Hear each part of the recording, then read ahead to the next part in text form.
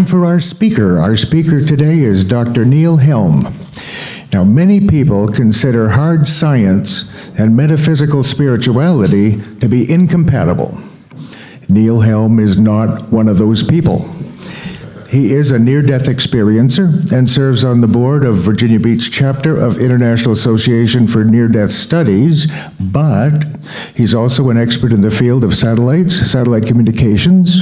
He's been deputy director of the Institute for Applied Space Research, senior research scientist in the Department of Electrical and Computer Engineering at George Washington University, past president of Helm Communications, a Washington, D.C. consulting firm for satellite communications, member of the International Academy of Astronautics, and senior member of the Institute of Electrical and Electronics Engineers, and has served as chair of its Aerospace Policy Committee. He's associate fellow of American Institute of Aeronautics and Astronautics and has served as chair of its Communications Satellite Standards Committee. He's served on the editorial board of Space Communications. He's been an expert witness at congressional committees. And he hasn't stopped yet, by any means. He recently completed a PhD program in transpersonal psychology at Sophia University. But most of all, he's just a great guy who has helped countless people, countless times, in countless ways. Please welcome Dr. Neil Helm. Thank you, Lloyd. Sometimes I wonder who that guy is. Good morning. Good morning. My goodness, we got an extra hour sleep. We should be all bright-eyed and bushy-tailed, and I see a most beautiful bushy tail back here. Most welcome. Bushy tails are always welcome. Gee, I'm glad to be here again with you. It's so fun. Fania and I love to come and share our feelings. I was talking to Bruce earlier, a few weeks ago, about what I should talk about, and I said, well, how about our heaven and journey of souls? And he said, oh yeah, that sounds good, so let's do that. We read in our inspirational readings today that heaven is within us. And if I ask, you don't have to really do this, but if I ask everybody who's been to heaven to raise their hands, I wonder how many we would get. You don't have to do it because you've all been there. You've all been there. Many, many, many times. Because heaven is that soul that God created a long time ago, and when you incarnate into this world at some point, you obtain that soul that's from God. Now, your body is going to go back to ashes, but that soul lives on and on and on in heaven, as you do in many ways. So, and this is nothing new, and we go back to every civilization in the past has, with perhaps this exception of this Western civilization, they all believed in reincarnation. We all live and die in this most beautiful cycle of life and death. Life and death goes on in this beautiful cycle. And death should have no fear. We should have no fear of being a part of this cycle. We go on, we come back again in a different form, maybe in a different person, and we work towards, here's the bottom line. You can all sort of leave after this, because this is the bottom line. Basically, we're all on a path, and the path leads us to be closer and closer and closer to God. And there really is no hell, and heaven is being as close as we can get to God, and that's on our path. And sometimes we take a step backwards. Edgar Casey talks about one of his incarnations where he was a riverboat gambler and a womanizer, and he admits that he took a step or two back on this path.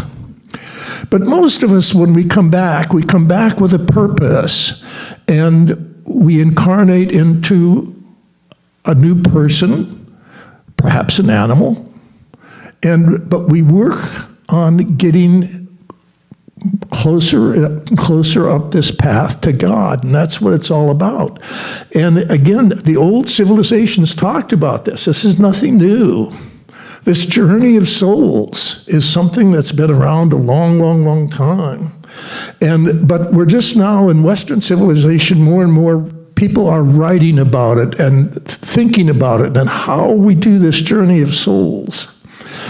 And there's been a couple of really, really good books out. Michael Newton's Journey of Souls that came out in the 80s, I think, was the first one. And then he's updated it, Michael Newton.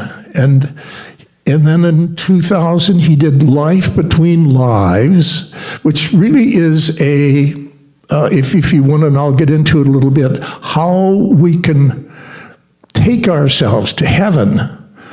And through hypnosis, Michael Newton was a psychologist and a hypnotherapist, and as I am, a psychologist and hypnotherapist. And we can work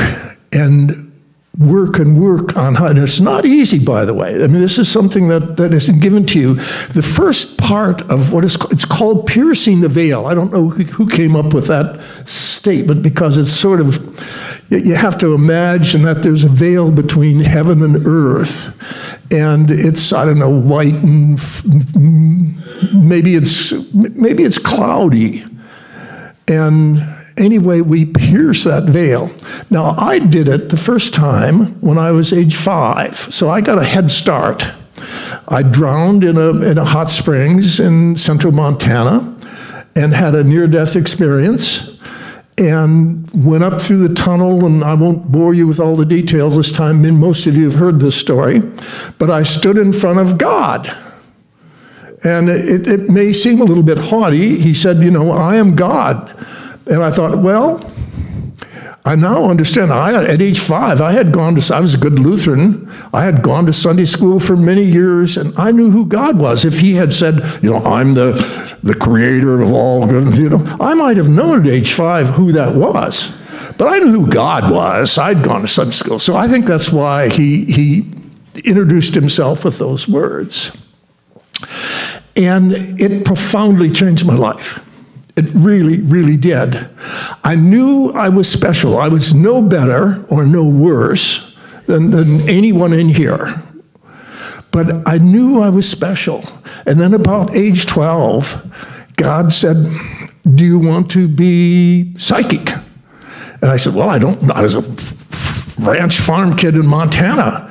I didn't know what psychic was. I said, but I'm open to you. And by the way, that's part of this whole cycle, this whole journey, is to be open to it. Don't reject God. Don't reject his aspects when he wants to talk to you and tell you things. Be open to it. And so I said, God, I don't know what psychic is, but I'm open to it. Bam, I was psychic. Do you want to be telepathic? Bam, I was telepathic. Do you want to be kinesthetic and move things around? Bang, I was kinesthetic. And it made a difference in my life, as you can suspect. But he said, I give you these gifts, but we use them for our good, for humanity, for all humanity. And I said, yes, sir. And so this journey of souls, so I got a kickstart. But I always knew that there was this direction, and so I started studying, and that's how I got introduced many, many years ago to Edgar Cayce's readings, but others too. We talk about Rumi today and the Middle East gurus and experts, but experts all over the world, and scholars and theologians and wise people who've come before us have all sort of laid the way, and good books, again, like Michael Newton's, but there are many others. I go back, I was reading Robert Grant's book, also talks about the journey of souls, and 1999, and Robert Grant was one of this group, and I think Bruce was part of this group of people who at the ARE in the 70s and 80s worked on the readings, digitizing all the readings, that group. And they lived up in the many of them lived up in the third story of the old hospital building and worked. There's a famous camaraderie of that group of people. Robert Grant was one of them. I think he attended, by the way, this fellowship. And so 1999, he wrote about the journey of souls that we all do. And our souls, and it's such a beautiful journey, by the way, and getting to heaven is such a wonderful thing. So I had to try to do it again. And one of the first keys that we do here, and by the way, I'm talking largely to the choir because most of you people know this, but meditation is the first key. You've got to learn how to quiet yourself and to be able to meditate and quiet your breathing and get yourself into the first levels of self-hypnosis. And that's what Edgar Cayce did. I mean, basically, he laid down and folded his hands and self-hypnotized himself.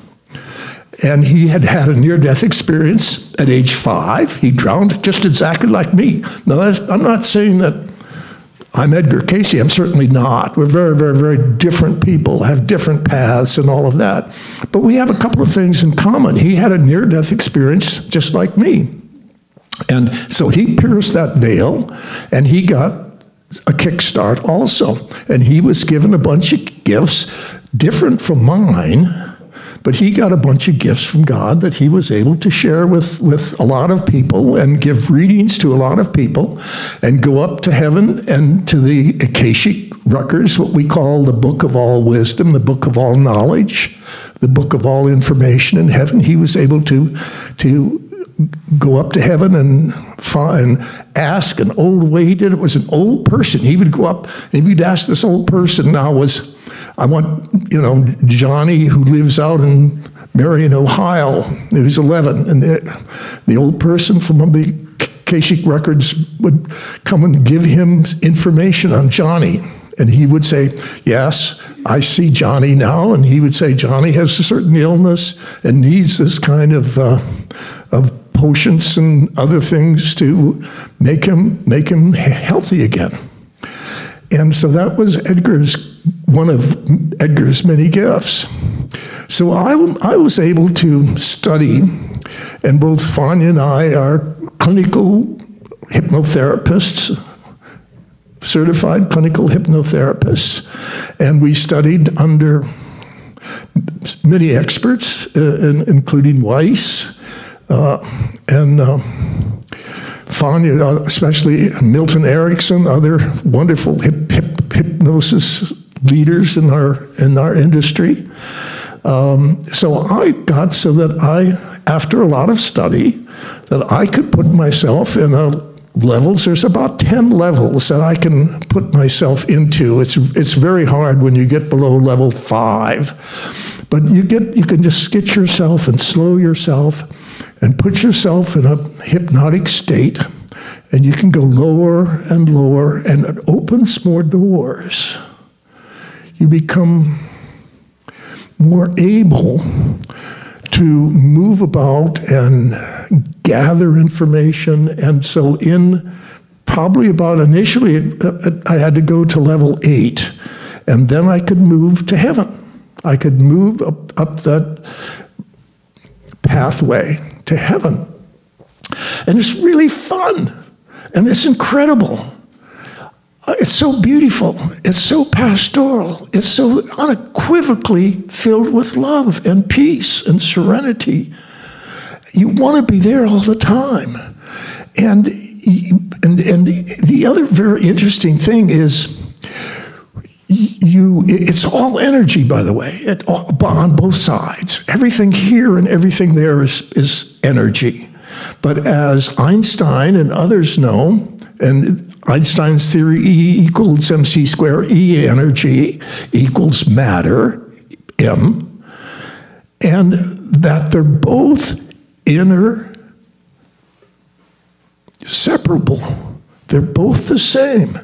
Energy and matter are both the same. It's just this thing is wood, but it's really energy inside. That sort of energy, we don't see it. There's a lot of dark energy, but they're absolutely the same. They can go back and forth. So when you get to heaven, it's all energy, and then you conceive, you ponder what you want to see. And everybody sees it a little bit differently. That's a very interesting point that some people don't understand, is we all see it slightly different, not totally different. You don't come up with weird things, because heaven is a lot of the same. I mean, we've all sort of understand what it should be like. And so but on the other hand, if we want to, in one of our incarnations, if we want to visit our relatives, we just think, okay, let's have a family reunion. And you think, okay, I'll see Aunt Mary, and Aunt Mary looks like an aunt, and Mary, the way you last remember her. And Jimmy and Johnny and the dog and the cats, they're all there, because that's the way you remember. That's the way you remember them. They're all there, and it's fun. And you have this wonderful family reunion, but there's no time and space on the other side. So, and there's really no boredom, but at some point you stop that family reunion and you go back to what most of us have as a soul group. When God created our souls, he did it in sort of groups of 12 to 20, and then there are a master soul group of hundreds or so, but these soul groups, again, Edgar Cayce talks about this, that within that group of 12, you may incarnate with some of them sometimes you don't with any, sometimes you do with many of that 12 that you've worked with in your soul group. They'll come back together. And sometimes you'll be the wife or the woman. Sometimes you'll be the man and the husband or the child. In this incarnation, it's the way you come back. On the other hand, occasionally we're walking, say, through a train station, and we see someone who we say, oh my goodness, I know that person. I know that person. You haven't seen him from Adam's on Ox, as that old saying goes. But that's a member of your soul group, and you recognize them. And you recognize them. And they come through your life sometimes, and oftentimes a first love will be a member of your soul group, and it's something you'll always remember, always be a part of. You don't maybe necessarily marry that person or live with that person very long or at all, but there's people like that you go through your life, and heaven is like that first love. It is so wonderful, mercurial, passionate. You just want to be there. But we have things to work on going up this path. And so we understand that we have to come back sometimes. Some of us don't. Some of us get close enough to heaven, to God, that we don't have to come back anymore. Interesting enough, there's a hierarchy in heaven. I didn't read, we hear the church talk about angels and archangels. Well, there's a hierarchy in heaven as well. And there's some that have gone to the point where they don't have to come back anymore. But most of us do. Most of us come back. And so in our soul groups, we work on what we're going to do when we come back. So some of us work on love, some of us work on forgiveness, some of us work on, aspects of that which we have gone through an incarnation and we haven't perhaps loved as much as we should have or forgiven as much as we should have. So we know we've got to come back and work on that a little bit better. So that's what we do. We come back and we go through another incarnation. Sometimes we'll take a left turn, as Edgar Cayce did, and sometimes we'll take a couple steps backwards. And we may reject God. And that means we've gone back down a little bit on the path. It doesn't mean we're going to hell. By the way, nobody's in hell. Nobody is in hell. God is a loving God and a forgiving God and loves everybody, and everybody eventually will be with God. Everybody eventually will be in heaven. You just have to get up that path, and some is going to take longer than others. But we're all going to make it, because that's the way it is. It's wonderful. It's beautiful. And you have helpers. You have spirit guides. By the way, everybody has at least one spirit guide. Find your spirit guide. So you get into that meditative state.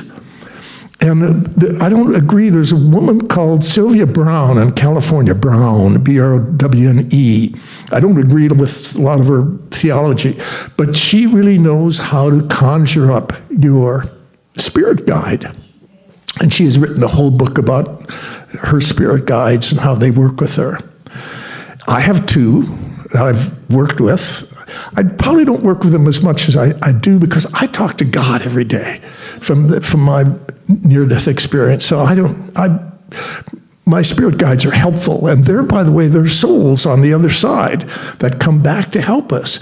And by the way, when you pass, there's nothing wrong with passing. Edgar Cayce said, it's like going through another one of God's doors. You just go through another door. And he said, and you obtain a higher level of consciousness. And in some, you don't have to necessarily go to heaven, bam, like that. Some people linger, by the way, most people linger around through their funerals. Don't badmouth people in their funerals. Talk to Larry. Don't badmouth people in their funerals. They're there. Most of the times, the people who've passed are there, sitting in the back. They're there.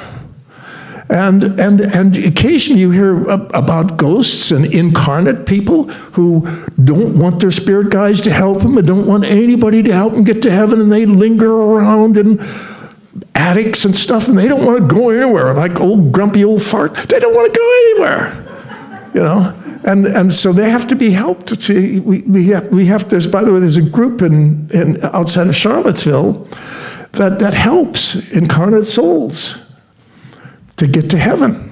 It goes to old battlefields and finds incarnate souls and addicts and helps them along the path. That journey of souls. It's beautiful. It's wonderful. Let's all do it. Thank you.